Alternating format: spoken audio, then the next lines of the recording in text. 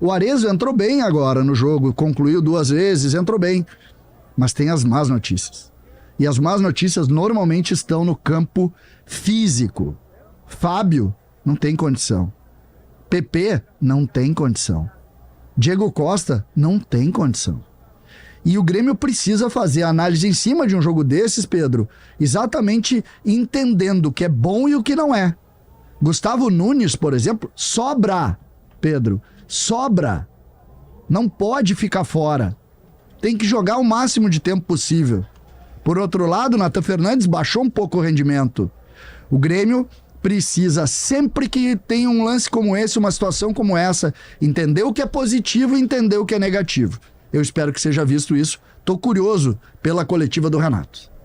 BYD IESA, a marca de híbridos e elétricos mais amada do Brasil. BYD é na IESA. Como é que está o Atlético Mineiro contra o Cuiabá? 44 minutos do segundo tempo, Pedro, lá na Arena MRV em Belo Horizonte, segue o empate parcial em 1-1. Atlético Mineiro 1, Cuiabá também 1, os 2 gols de pênalti na partida.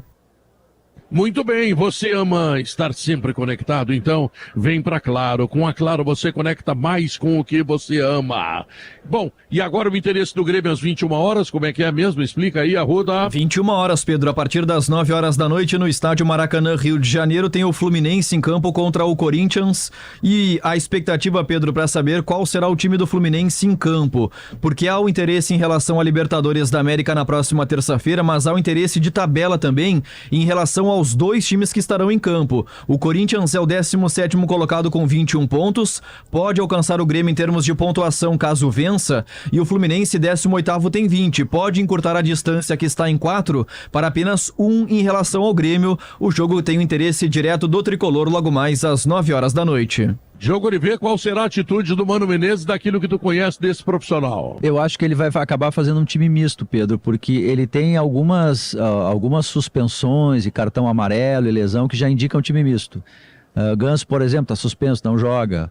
O Cano, a mesma coisa, está com um problema de retreinamento, também não vai jogar. Então ele vai acabar fazendo um time misto para tentar, sei lá, pelo menos empatar ou não perder o jogo, mas ele está pensando na terça-feira. Deixa eu te ajudar, Diogo. O Ganso está suspenso, o Arias está suspenso, o Martinelli tem uma lesão no tornozelo, o Marcelo tem lesão na perna direita e o Diogo Barbosa fez uma artroscopia. E o próprio Mano Menezes está suspenso para o jogo de hoje. Então, é isso, Pedro. Time misto do Fluminense, tentando sobreviver contra o Corinthians, pelo menos não perder, tem a desculpa de que a maioria não podia jogar e vai focar na terça-feira pensando no Grêmio.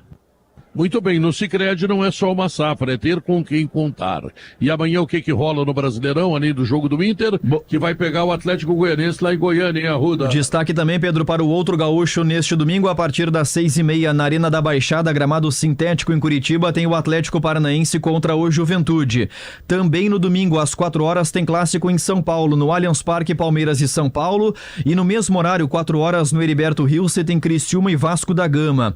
Às 6h30, fechando domingo no estádio Newton Santos, o Engenhão no Rio, tem Botafogo e Flamengo, mais um clássico na rodada.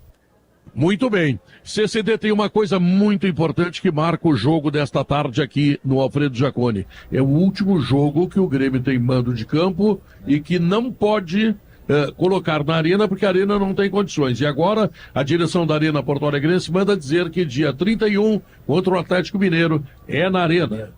Vamos lá, e será importante, não é? Não tem dúvida, Pedro. São 4 meses, né, Pedro? 4 meses sem futebol em Porto Alegre pro Grêmio. Uma dificuldade absurda que o Grêmio está sofrendo, enfrentou e enfrenta. E a gente espera agora que o Grêmio consiga, jogando em casa, melhorar a sua participação, o seu rendimento. Essa é a lógica. O Campeonato do Grêmio, e hoje a gente falava da ambição, e o jogo de hoje tinha esse valor. Ele obrigatoriamente necessitava de uma vitória para que o Grêmio chegasse a um nível de tranquilidade em relação ao G4, lá ao Z4, desculpa. E agora isso muda, né? A derrota muda de figura. A derrota impõe para o Grêmio dificuldade, impõe para o Grêmio pressão, o Grêmio volta a olhar os jogos dos times que estão na zona de rebaixamento. Então é aquela preocupação que a gente está acostumado, nós vamos ter que conviver mais tempo com isso. Hoje foi uma derrota que mexeu muito com isso, né? E a gente vai ter que conviver. É preciso, nessa hora, ter tranquilidade para saber o que é bom e é ruim. Me autorizo a falar em nome do Grêmio e dizer muito obrigado à direção do Juventude, do Caxias, da Chapecoense, do Criciúma, do Curitiba, que emprestaram seus estádios para que o Grêmio pudesse jogar Campeonato Brasileiro, Copa do Brasil, Libertadores. Foi extremamente importante, foi um carinho muito grande. Hoje tivemos um estádio lotado aqui, tivemos um estádio lotado num dilúvio que caiu lá em Chapecó, mas lá estava o torcedor do Grêmio. Lá no Couto Pereira tivemos lotações quase sempre, com grande motivação dos torcedores, igualmente em Criciúma, ou seja, o Grêmio encontrou carinho, e isto é muito importante no futebol, porque o Grêmio foi vítima de uma tragédia. A arena ficou inundada durante 15, 20 dias, sei lá quanto. Bom, e aí teve que trocar tudo, trocar fiação, arrumar elevador, ver toda a comunicação, trocar o gramado, tudo aquilo que foi despendido pela direção do Grêmio, aliás, da Arena Porto Alegrense, para que o estádio pudesse ter condições. Então, felizmente, 4 meses depois, o Grêmio está voltando para o seu estádio. Isso é muito bom e eu tenho certeza que o agradecimento que eu faço, ele corresponde ao presidente Alberto Guerra e a todos os gremistas que estiveram aqui no Alfredo Jaconi, porque nós temos aí um momento em que os outros clubes estão apoiando o Grêmio na sua dificuldade. Mas terminou. Agora o próximo jogo é na Arena, o que é muito bom. No Sicredi não é só uma safra não, hein? É ter com quem contar. Na KTO você joga junto com responsa. Cada jogo é único na KTO.com. Acesse e palpite. Trilegal, sua vida muito mais. Trilegal. Simon Bianchini, o que tem a arbitragem a ver com tudo que aconteceu aqui no Jaconi, hein, Bianchini? Primeiro, Pedro, o Matheus Candanção tem um grande erro na partida. Ele talvez tenha deixado de aplicar um cartão amarelo pro lateral, pro atacante do Grêmio, o Arezo, por aquela falta em cima do zagueiro do Bahia no finalzinho da partida. Talvez um outro erro grave que ele tenha cometido, o cartão amarelo do Soteldo, em que ele acaba raspando o braço na região da barriga do Caio Alexandre, que leva a mão ao rosto, fazendo toda uma cena, mas enfim, não há um lance polêmico, um pênalti, um cartão vermelho, alguma coisa assim. É um árbitro que tem já uma trajetória no futebol brasileiro desde o ano passado, vem sendo preparado pela Federação Paulista, que tem um lobby muito grande. Em breve, Pedro, deve chegar até mesmo a um escudo da FIFA, mas hoje, por exemplo, não há uma grande reclamação, uma score, uma bengala para alguém reclamar da arbitragem. Dá para dizer que ele teve uma nota 6-7, dentro da média, mas não foi brilhante, porque em alguns equívocos ali numa falta do Grêmio, que o Grêmio sofre na ponta da área, ele poderia ter sinalizado a vantagem, deixou o jogo correr, depois acertou voltando, mas tem que comunicar isso pro público. São pequenos errinhos, mas nada tão grave assim para comprometer a atuação. Arlenos é a maior do Brasil em enfeites para sapatos. Fabrique suas peças na Renos Metalúrgica. Ela tem fivelas, argolas, ilhoses, ganchos e muito mais em plásticos e metais. Porque a Renos você sabe, né?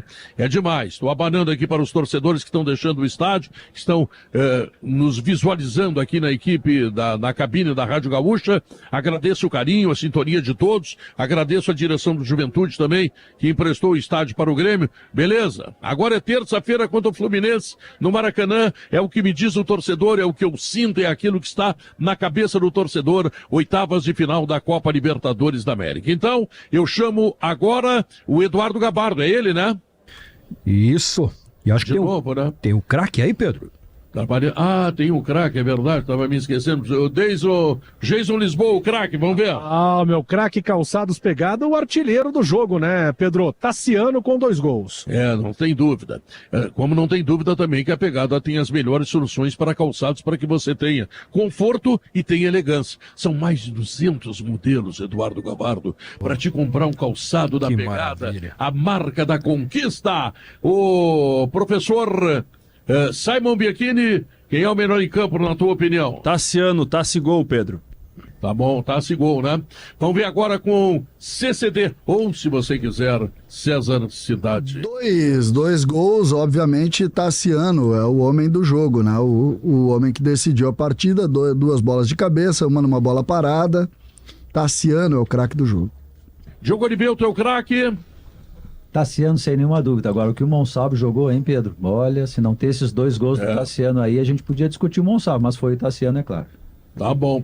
O torcedor votou em quem? Eu tenho aqui, Pedro, nas minhas mãos praticamente um empate técnico. Menções para o Tassiano, mas Miguel Monsalve com 41% dos votos é o craque da galera.